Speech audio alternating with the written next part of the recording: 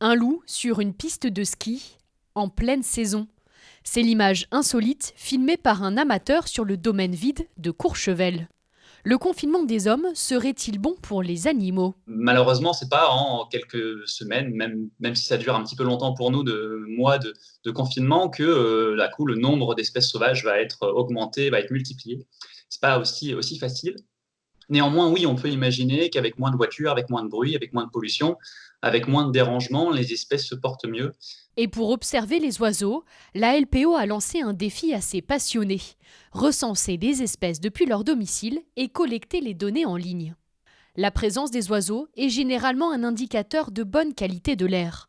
Sans le trafic routier habituel, à première vue, cela semble logique. Mais dans les faits, c'est un peu plus compliqué. La pollution de l'air comprend plusieurs paramètres et ce qu'on voit et ce qui est effectivement très très net, c'est une baisse très spectaculaire des concentrations de dioxyde d'azote, qui est un des polluants atmosphériques qui est très très lié au trafic routier.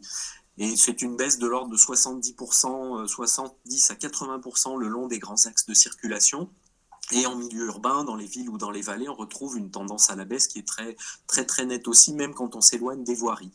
Donc pour ce polluant-là, il n'y a aucune ambiguïté, il y a une baisse qui est très très nette, mais encore une fois, c'est lié à l'origine, très majoritairement lié au trafic routier.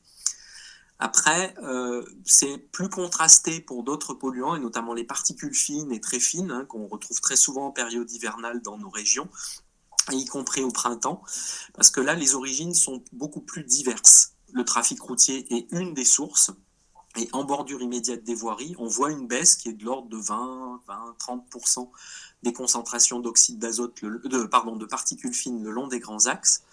Par contre, en milieu urbain, en milieu rural, enfin, dans un contexte, on va dire, multisource, là, c'est beaucoup moins évident, c'est plutôt une stabilité des concentrations.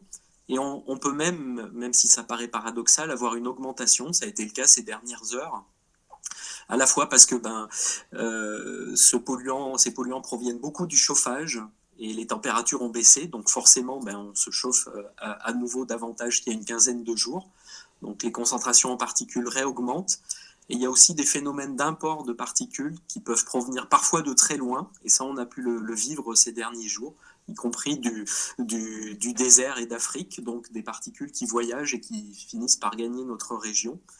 Et il peut y avoir aussi d'autres sources de particules, telles que les activités agricoles, la remise en suspension de terre, mais aussi des émissions d'ammoniac qui peuvent émettre des particules. Et enfin, ce qu'on voit aussi dans cette période, ça peut être des brûlages à l'air libre de végétaux. Pour protéger aussi, il peut y avoir des protections des végétaux contre le gel, donc dans le secteur arboricole et viticole. Donc on utilise des systèmes qui permettent d'éviter le gel. Donc tout ça fait en fait qu'il y a quand même des sources de particules qui persistent, même pendant le confinement.